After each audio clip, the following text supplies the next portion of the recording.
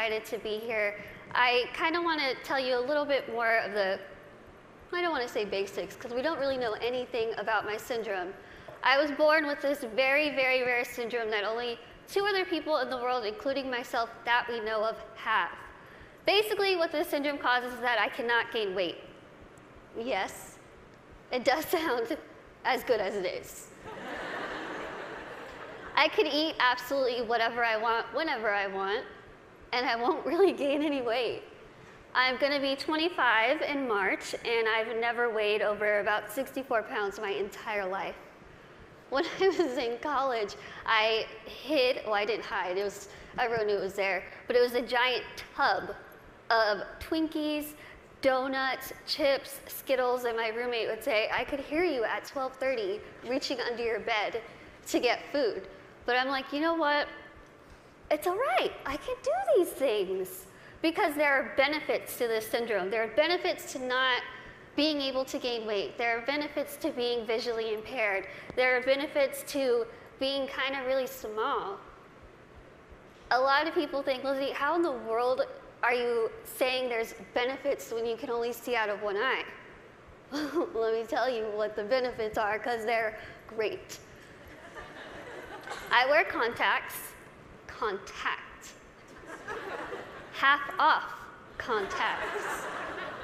When I wear my reading glasses, half off prescription. If somebody is annoying me, being rude, stand on my right side. It's like you're not even there. I don't even know you're standing there. Right now, if I stand like this, I have no clue that there's this whole side of the room. Also, being small, I am very willing to volunteer myself to go to Weight Watchers, go to some gym and say, hi, I'm Lizzie. I will be your poster child.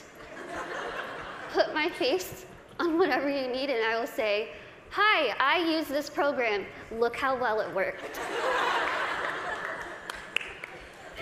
Even though there are really amazing things that have come from this syndrome, there are also things that have been very, very difficult, as you can imagine.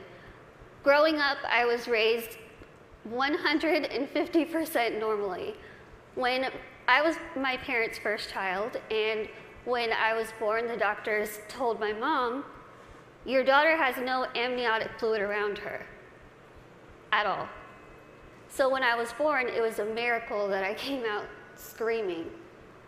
The doctors told my parents, we just want to warn you, expect your daughter to never be able to talk, walk, crawl, think, or do anything by herself.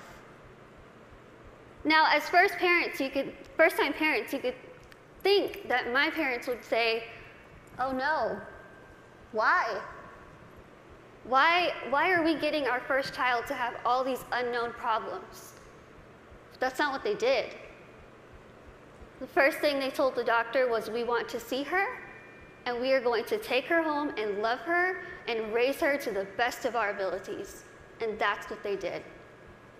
I credit pretty much everything that I've done in my life to my parents. My dad is here with me today, and my mom is at home watching. Hi, Mom. She's recovering from a surgery, and she has been the glue that's held our family together and giving me the strength to see that she's going through so much, but she has this fighting spirit that she's instilled in me, that I have so proudly been able to stand in front of people and say, you know what, I've had a really difficult life, but that's okay. That's okay. Things have been scary, things have been tough. One of the biggest things that I had to deal with growing up was something that I'm pretty sure every single one of us in this room has dealt with before. Can you guess what that is? Starts with a B. Can you guys guess it? Boys. Boys? Bullying. I know what y'all are thinking. I should have come, why couldn't I sit here with them? I had to deal with bullying a lot, but as I said, I was raised very normally. So when I started kindergarten, I had absolutely no idea that I looked different. No clue. I couldn't see that I looked different from other kids. I think of it kind of as a big slap of reality for a 5-year-old because I went into school first day decked out in Pocahontas gear. I was ready. I went in with my backpack that looked like a turtle shell because it was bigger than me, and I walked up to a little girl, I smiled at her. She looked up at me like I was a monster, like I was the scariest thing she'd ever seen in her life. My first reaction was, she is really rude. I am a fun kid and she's the one missing out, so I'll just go over here and play with blocks or boys. I thought the day was going to get better, and unfortunately it didn't. The day kind of got worse and worse, and a lot of people just wanted to have absolutely nothing to do with me, and I couldn't understand why. Why? What did I do? I didn't do anything to them. In my mind, I was still a really cool kid. So I had to go home and ask my parents, what's wrong with me? What did I do? Why don't they like me? And they sat me down and they said, Lizzie, the only thing that's different about you is that you're smaller than the other kids. You have this syndrome, but it's not going to define who you are. They said, go to school, pick your head up, smile, continue to be yourself, and people will see that you're just like them. And so that's what I did. I want you to think and ask yourself this in your head right now. What defines you? Who are you? Is it where you come from? Is it your background? Is it your friends? What is it? What defines who you are as a person? It's taken me a very long time to figure out what defines me. For so long, I thought what defined me was my outer appearance. I thought that my little tiny legs and my little arms and my little face was ugly. I thought it was disgusting. I hated when I would wake up in the morning and I was going to middle school and looking in the mirror, getting ready and thinking, can I just scrub this syndrome off? It would make my life so much easier if I could just scrub it off. I could look like the other kids. I wouldn't have to buy clothes that had Dora the Explorer on it. I wouldn't have to buy stuff that was bedazzled when I was trying to be like the cool kids. I would wish and pray and hope and do whatever I could to pray that I would wake up in the morning and I would be different and I wouldn't have to deal with these struggles. It's what I wanted every single day, and every single day I was disappointed.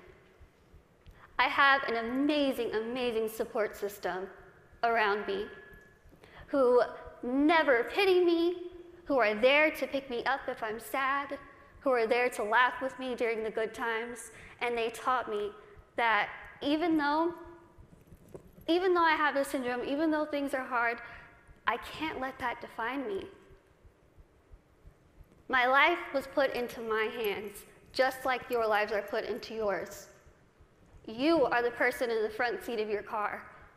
You are the one who decides whether your car goes down a bad path or a good path. You are the one that decides what defines you. And let me tell you, it could be really hard to figure out what defines you. Because there are times where I would just get so annoyed and frustrated, and I don't care what defines me. When I was in high school, I found a video, unfortunately, that somebody posted of me labeling me the world's ugliest woman. There were over 4 million views to this video, 8 seconds long, no sound, thousands of comments. People saying, Lizzie, please, please just do the world a favor, put a gun to your head and kill yourself. Think about that. If people told you that, strangers told you this. I cried my eyes out, of course, and I was ready to kind of fight back, and something kind of clicked in my head, and I thought, I'm just going to leave it alone. I kind of started realizing that my life is in my hands. I could either choose to make this really good, or I can choose to make this really bad. I could either be grateful and open my eyes and realize the things that I do have and make those the things that define me. I can't see out of one eye, but I can see out of the other. I might get sick a lot, but I have really nice hair. Thanks. You guys are like the best little section right here. Oh, you lose my train of thought. Okay, where was I? Hair, okay, thank you. Okay, so I could either choose to be happy or I could choose to kind of be upset with what I have and still kind of complain about it. But then I started realizing, am I gonna let the people who called me a monster define me? Am I gonna let the people who said kill it with fire define me? No. I'm gonna let my goals and my success and my accomplishments be the things that define me, not my outer appearance, not the fact that I'm visually impaired, not the fact that I have this syndrome that nobody knows what it is. So I told myself I'm going to work my butt off and do whatever I could to make myself better, because in my mind, the best way that I could get back at all those people who made fun of me, who teased me, who called me ugly, who called me a monster, was to make myself better and to show them, you know what? Tell me those negative things, I'm going to turn them around and I'm going to use them as a ladder to climb up to my goals. That's what I did. I told myself I wanted to be a motivational speaker, I want to write a book, graduate college, have my own family, my own career. 8 years later, I'm standing in front of you, still doing motivational speaking. First thing, I accomplished it. I wanted to write a book. In a couple weeks, I will be submitting the manuscript for my 3rd book.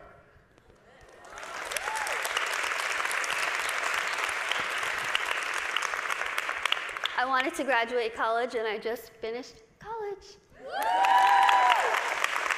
I'm getting a degree in communication studies from Texas State University in San Marcos, and I have a minor in English. I really tried to use real life experience while I was getting my degree, and my professors were not having it. But I wanted to have, lastly, my own family and my own career. And the family part is kind of down the line.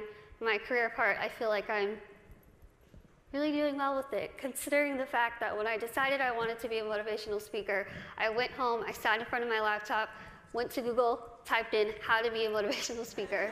I'm not even joking. I worked my butt off. I used the people who were telling me that I couldn't do this to motivate me. I used their negativity to light my fire to keep going. Use that. Use that. Use that negativity that you have in your life to make yourself better, because I guarantee you,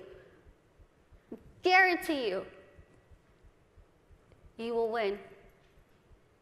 Now, I want to end with asking you again. I want you to leave here and ask yourself what defines you. But remember, brave starts here. Thank you.